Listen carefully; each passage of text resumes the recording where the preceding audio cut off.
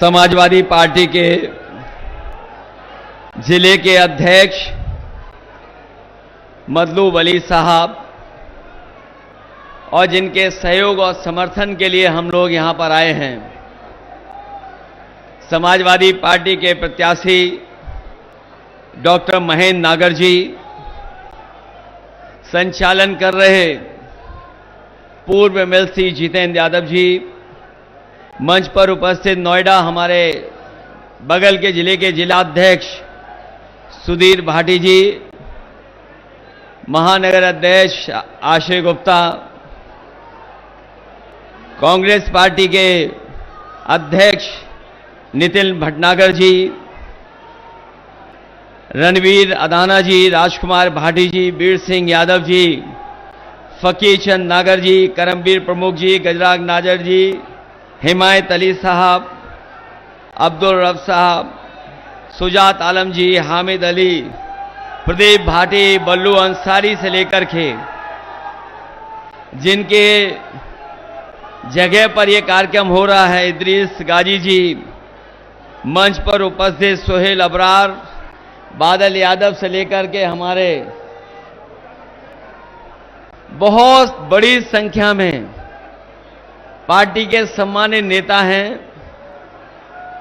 विधायक अतुल प्रधान जी, हमारे दूसरे गुजर साथी मुखिया गुजर जी और यहां पर उपस्थित सभी समाजवादी पार्टी के नेता कार्यकर्ता और इस चुनावी जनसभा में उपस्थित बड़ी संख्या में समाजवादी साथी, आदरणीय बुजुर्ग, माताएं, बहनें, नौजवान साथी, पत्रकार बंधुओं, मैं सबसे पहले आप सबका बहुत बहुत धन्यवाद और आभार प्रकट करूंगा इस ऐतिहासिक कार्यक्रम के लिए।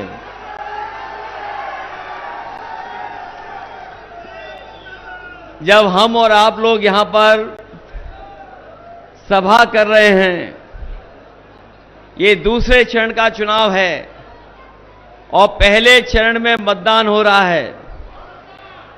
जो पहले चरण से खबरें आ रही हैं उससे महसूस हो रहा है कि इस बार पश्चिम की हवा भारतीय जनता पार्टी का पूरा सफाया करने जा रही है और लग तो ये रहा है कि भारतीय जनता पार्टी का पहला शो ही फ्लॉप हो गया है। न केवल इनका शो फ्लॉप हो गया है बल्कि इनके घिसे पिटे डायलॉग भी जनता सुनना नहीं चाहती है। जो अब तक भारतीय जनता पार्टी के लोग कहानी बना रहे थे, वो कहानी भी अब कोई सुनना नहीं चाहता है। और इधर पिछले 10 साल में भारतीय जनता पार्टी की जो पहचान बनी है वो झूठ और लूट की बनी है। शायद इतना झूठ किसी राजनीतिक दल ने नहीं बोला होगा जितना भारतीय जनता पार्टी ने बोला है। और महसूस ये हो रहा है कि पूरे ब्रह्मांड में सबसे झूठी पार्टी अगर कोई है तो वो भारतीय जनता पार्टी है। मुझे खुशी है इस बात की कि इस बार डॉक्टर के मुकाबले में डॉक्टर खड़े हैं। मुझे तो कुछ लोग ये बता रहे थे कि आप इस इलाके में इसलिए हार रहे हो क्योंकि आप किसी डॉक्टर के मुकाबले कोई डॉक्टर तैयार नहीं कर पाए हो। मैं पार्टी के सभी साथियों का धन्यवाद दूंगा कि उन्होंने एक ऐसे डॉक्टर को तैयार किया है जो भविष्य की आने वाली पीढ़ी का भी इलाज करते हैं। इसलिए डॉक्टर के मुकाबले में डॉक्टर। और ये विधानसभा तो वो विधानसभा है जो रिकॉर्ड बना सकती है। ये विधानसभा तो ऐसा रिकॉर्ड बना सकती है कि अगर हम पिछले चुनाव के वोट देखें तो यहां पर जनता ने लगभग 1 लाख वोट दिया था। अब तो मैं सरों पर सम्मान और पगड़ी देख रहा हूं। जो परंपरागत कहीं और वोट डालते थे, इस बार मैं इनकी राजनीतिक चेतना का बहुत बहुत आभार प्रकट करता हूं कि पगड़ी और सम्मान के साथ इस बार साइकिल की मदद करने जा रहे हैं। ये 10 साल बाद बीजेपी के लोग आपसे वोट मांगने आ रहे हैं और इनके होर्डिंग देख लो। जो डबल इंजन की सरकार अपने आप को कहते हैं, दूसरा चेहरा होर्डिंग से गायब है। जो बड़ी बड़ी होर्डिंग लगी हैं गाजियाबाद में, नोएडा में या देश के कोने कोने में, कहने के तो डबल इंजन सरकार है, लेकिन एक चेहरा है, दूसरा चेहरा गायब है। और जब वोट डालेंगे यहां के लोग, तो जो चेहरा अकेला होर्डिंग पे दिखाई दे रहा है वो भी गायब हो जाएगा। और इस बार तो गाजियाबाद से लेकर के गाजीपुर तक सफाया होने जा रहा है। ये सरकार बचेगी कैसे? कैसे बचेगी सरकार? इंडिया गठबंधन इस बार इनके मुकाबले के लिए तैयार है। मैं जानता हूं बहुत से लोग ये चाहते थे गठबंधन हो जाए, गठबंधन की इच्छा रखते थे। कुछ लोग बोल नहीं पाते थे, दिल ही दिल में रखते थे कि गठबंधन हो जाए। बताओ समाजवादियों ने आपके दिल की बात की है कि नहीं की है? और गठबंधन में केवल कांग्रेस समाजवादी पार्टी नहीं, अब तो आप पार्टी भी आ गई है झाड़ू मारने के लिए। और हमारे किसान नेता मंच पे कह रहे हैं, जो हमारे किसान संगठन के नेता हैं, ये जानते होंगे इन्हें कितना सरकार से लड़ना पड़ा है। केवल अभी नहीं, अगर हम पिछला भी संघर्ष याद करें तो हमारे किसान भाई सालों साल संघर्ष किए सरकार के खिलाफ। और एक समय तो ऐसा आ गया जब देश के किसानों ने आह्वान कर दिया काले कानून के खिलाफ, तो इस सरकार ने सड़कों में गड्ढे खुदवा दिए, आरसीसी की दीवार लगवा दी, कीलें लगवा दी, फोर्स लगा दिया। कोई अगर ट्रैक्टर के लिए डीजल भरवाने जाता था तो डीजल नहीं मिलता था। पाबंदियां लगा दी, पुलिस खड़ी कर दी जगह जगह। लेकिन हम अपने किसान भाइयों को बधाई देंगे, वो सालों साल रुके रहे, शहीद भी हुए, लेकिन वो पीछे नहीं हटे। अंतोगतवाद सरकार को पीछे हटना पड़ा और तीनों काले कानून उन्हें वापस लेने पड़े। मैं अपने किसान भाइयों को आज के दिन, जब देश का चुनाव होने जा रहा है, मैं आपको यह बताना चाहता हूं कि इंडिया गठबंधन और समाजवादी पार्टी ने तय किया है कि जब भी सत्ता में आएंगे तो हमारे किसानों के लिए कानूनी एमएसपी का अधिकार दिलाने का काम हम लोग मिलकर के करेंगे। जो लोग कहते हैं कि हमने 80 करोड़ लोगों को राशन दे दिया, जो अपनी उपलब्धि बता रहे हैं, मैं उनको कहना चाहता हूं कि केवल हमारे किसान और किसान परिवारों के लिए फसल की कानूनी अधिकार दे दो, आपको 80 करोड़ लोगों को कभी राशन नहीं देना पड़ेगा। आपको फसल की गारंटी दे दो, एमएसपी की गारंटी दे दो, आपको राशन नहीं देना पड़ेगा। जहां किसान तैयार है, वहीं हमारा नौजवान भी तैयार है सरकार को हटाने के लिए। ये नौजवान वो है जो नौकरी की तलाश में, रोजगार की तलाश में सरकार में न जाने कितना निराश हुआ, परेशान रहा, परीक्षाएं लिखी, तैयारी की, ट्यूशन पढ़ाई की, जो कुछ कर सकते थे नौजवानों ने अपनी परीक्षा के लिए तैयारी की। लेकिन दुर्भाग्य है कि भारतीय जनता पार्टी की ऐसी सरकार है जहां पे कोई परीक्षा होती है उसका पेपर लीक हो जाता है। और केवल एक लीक नहीं हुआ पेपर, हमारे नौजवान जानते होंगे जो जो परीक्षा हुई है अभी तक उत्तर प्रदेश में, सब परीक्षाओं में पेपर लीक हो गए। और अभी तक 9 से ज्यादा परीक्षाएं के पेपर लीक हुए हैं। किसी को नौकरी नहीं देना चाहती सरकार। अभी हमने जब गणित का हिसाब किताब लगाया तो मैंने कहा कि अगर उत्तर प्रदेश में जो परीक्षाएं जिनके पेपर लीक हुए हैं उन नौजवानों की संख्या 60 लाख है, और यही 60 लाख नौजवान अगर उनके मां बाप को जोड़ दें तो 60 लाख परिवारों में 3 सदस्य हो गए जो इस सरकार के खिलाफ हैं। अगर 60 लाख का गुणा हम 3 से कर दें तो 1 करोड़ 80 लाख बनता है। और यही 1 करोड़ 80 लाख अगर 80 लोकसभाओं से भाग दे दें तो हर लोकसभा में 2,25,000 इस भारतीय जनता पार्टी का वोट कम हुआ है। जिस दल के खिलाफ किसान और नौजवान हों वो सरकार बचेगी कैसे, ये बता दो हमें आप। क्या सरकार बचेगी? और चाहे बड़े बड़े चैनल इलेक्टोरल बॉन्ड के बारे में बताएं न बताएं, लेकिन हमारा एक एक नौजवान जो मोबाइल चलाता है, जो देखता है, वो जानता है कि इलेक्टोरल बॉन्ड की चोरी जब से पकड़ी गई है तब से भारतीय जनता पार्टी का बैंड बज गया है।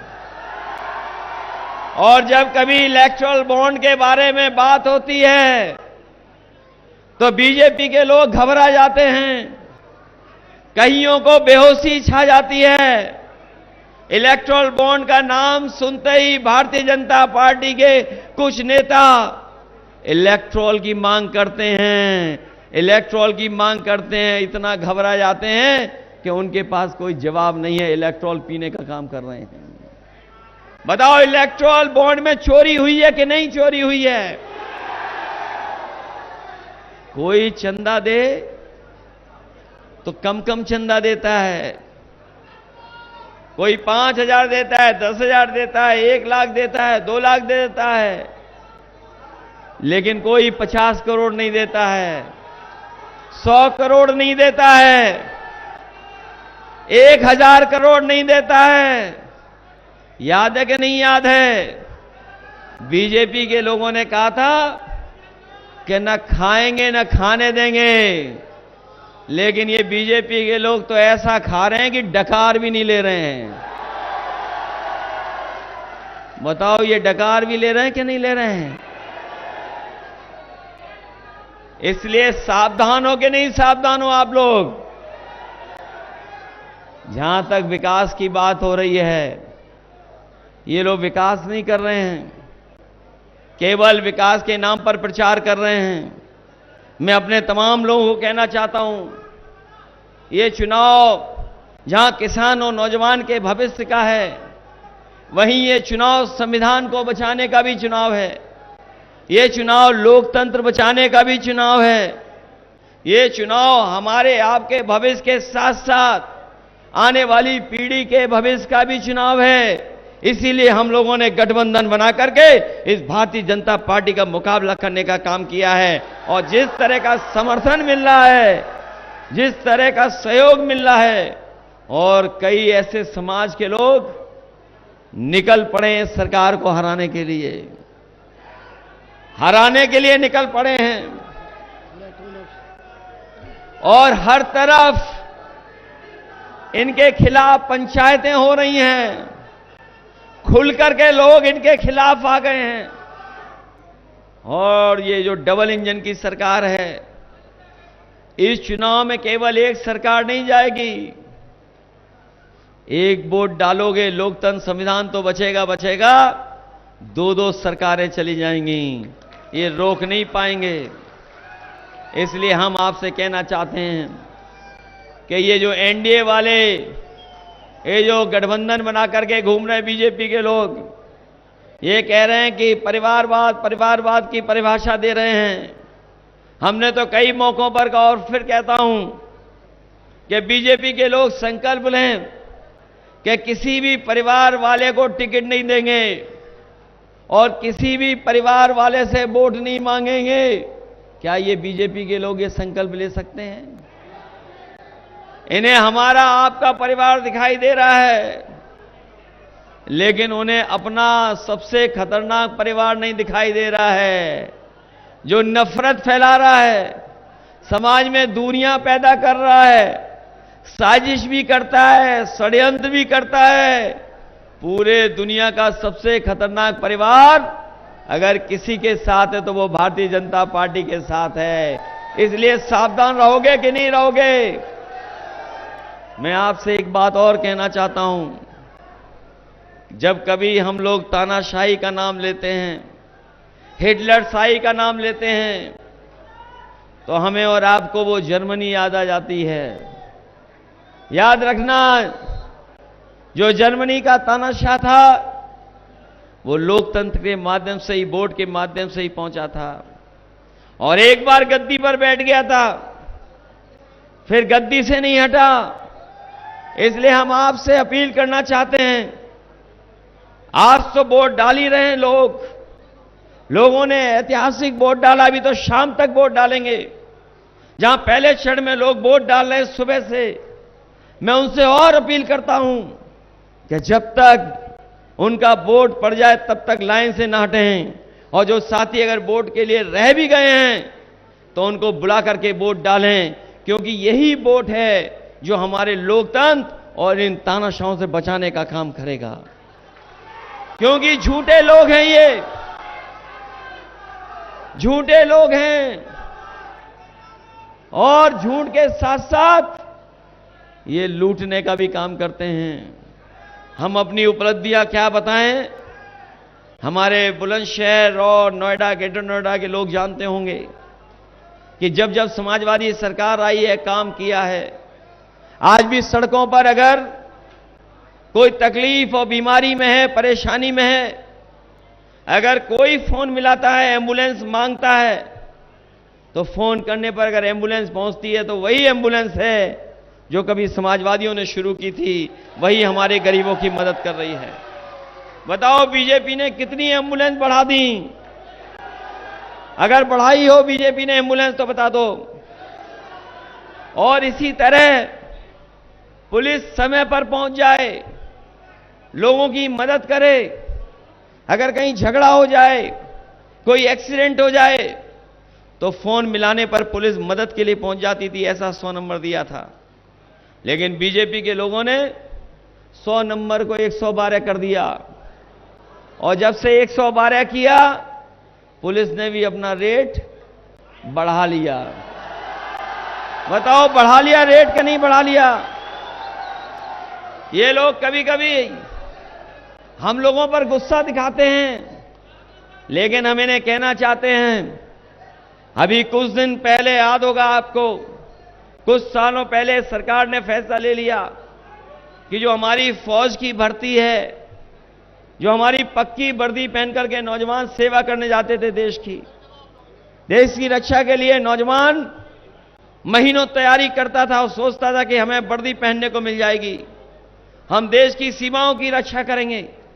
लेकिन रातों रात भारतीय जनता पार्टी ने फैसला ले लिया, और जो हमारी पक्की फौज की नौकरी थी उसको बताओ अग्निवीर में बदल दिया कि नहीं बदल दिया? जो जीवन भर की नौकरी थी, पेंशन मिलती, शहीद होने पर सम्मान मिलता, इस सरकार ने वो सम्मान भी छीन लिया और आधी अधूरी अग्निवीर की नौकरी दे दी। हम अपने नौजवानों को कह करके जा रहे हैं, ये इंडिया गठबंधन सत्ता में आएगा, उसी दिन ये आधी अधूरी नौकरी अग्निवीर की खत्म करने का काम करेंगे, और जैसे पहले फौज की पक्की नौकरी होती थी, वैसे ही हम उसी को लागू करने का काम करेंगे। हम अपने खाकी पहनने वाले भाइयों से भी कहना चाहते हैं, हम अपने खाकी पहनने वाले भाइयों से भी कहना चाहते हैं, अभी तो फौज की 4 साल की नौकरी हो गई, अगर बीजेपी वाले आ गए दोबारा तो आपकी 3 साल की नौकरी हो जाएगी। इसलिए आप लोग भी मदद करिए, नहीं तो अग्निवीर जैसी 3 साल के बाद आपको अपने गांव और घर जाना पड़ जाएगा।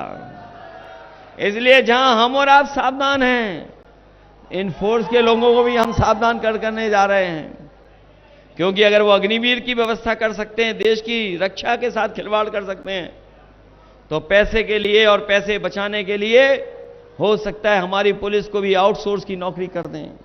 सोचिए अगर आउटसोर्स की नौकरी हो गई इनकी, तो इनका भविष्य क्या है। इसलिए हम समाजवादी लोग इस भारतीय जनता पार्टी को हटाना चाहते हैं, जिससे हमारे फौज से लेकर के हमारे जवानों को पक्की नौकरी मिल जाए। उस दिशा में हम लोग काम करेंगे।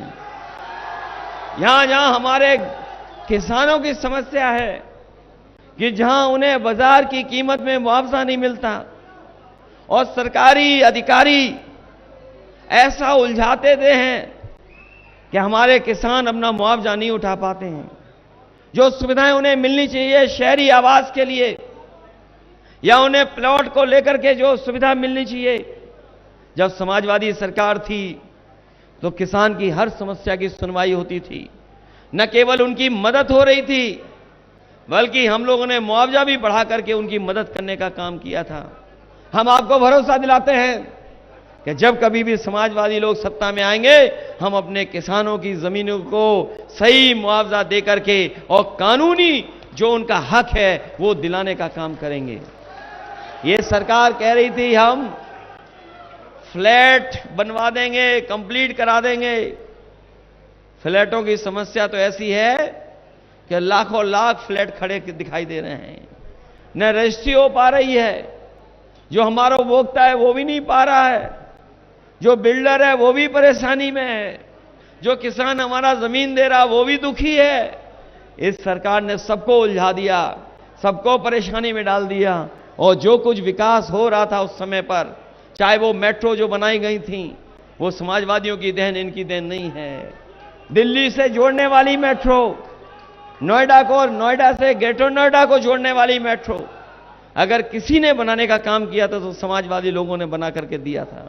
न केवल ये, बल्कि बड़े पैमाने पर जो इन्वेस्टमेंट लाने की बात हुई थी, उस इन्वेस्टमेंट को भी लाने का काम समाजवादियों की सरकार में हुआ था।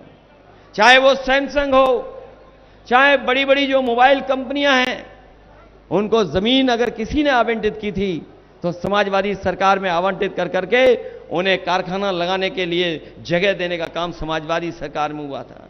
हम अपने नौजवानों से कह करके जा रहे हैं कि चाहे हमें विशेष व्यवस्था करनी पड़े, चाहे विशेष ट्रेनिंग का इंतजाम करना पड़े, जिससे आसपास के नौजवान भी ट्रेनिंग कर करके ऐसे कारखानों में रोजगार या नौकरी पा सकें, उस दिशा में हम समाजवादी लोग आपके भविष्य की चिंता कर करके आपको ट्रेनिंग दिला करके अच्छी नौकरी और सम्मान का रोजगार दिलाने का काम करेंगे।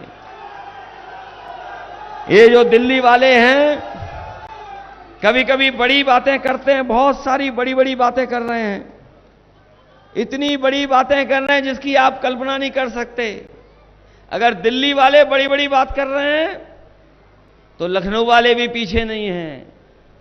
लेकिन मैं आपसे कहना चाहता हूं कि जो लोग कह रहे हैं कि भ्रष्टाचारी और अपराधी, अगर आप आंकड़े निकालोगे 10 साल के, हम जानते हैं यहां पर बड़ी बड़ी गोदामें बन गई हैं। इसी तरह भारतीय जनता पार्टी सभी भ्रष्टाचारियों की गोदाम बन गई है, सभी अपराधियों की गोदाम बन गई है। ये जितने भी अपराधी हैं, जितने भी भ्रष्टाचारी हैं, अगर कहीं जगह मिल रही है तो उन्हें भारतीय जनता पार्टी में जगह मिल रही है। ये भारतीय जनता पार्टी भ्रष्टाचारियों की और अपराधियों की गोदाम बन करके रह गई है और कोई दूसरा काम नहीं कर रही भारतीय जनता पार्टी। इसलिए मैं आपसे इस समय पर निवेदन अपील करने आया हूं कि पहली बार ये लोकसभा इतिहास बनाने जा रही है। ये जो सांसद चुने गए भारतीय जनता पार्टी के, क्या कोई काम बता पा रहे हैं या आपके भविष्य को बेहतर करने के लिए कोई काम किया उन्होंने? तो ऐसे सांसद को चुनने से क्या फायदा है? क्या फायदा ऐसे सांसद को? और जब इतना बड़ा इंडिया गठबंधन बन गया हो तो बताइए, डॉक्टर हमारे हैं, इनकी मदद करोगे कि नहीं करोगे? और इस बार तो लग रहा है कि नोएडा भी इतिहास बनाने जा रहा है, मेरठ भी इतिहास बना रहा है। और जो पहले चरण का चुनाव चल रहा है, आप लोग तो सब मोबाइल वाले, सब जानकारी कर रहे होंगे, परिचित भी लोग हैं। बताओ, समाजवादी पार्टी और इंडिया गठबंधन के पक्ष में हवा चल रही कि नहीं चल रही है? इसलिए जब वोट पड़े तो एक भी वोट बट नहीं पाए, सबका सब वोट पड़ना चाहिए। चूकेंगे तो नहीं आप लोग? ये नोएडा वाले तो नहीं चूकेंगे, ये जो सामने दिखाई दे रहे हैं। बहुत सारे हमारे जिम्मेदार कार्यकर्ता नेता सामने और बाईं तरफ खड़े हैं, आप लोग गलती तो नहीं करोगे? इससे बेहतर समीकरण क्या हो सकता है बताओ आप?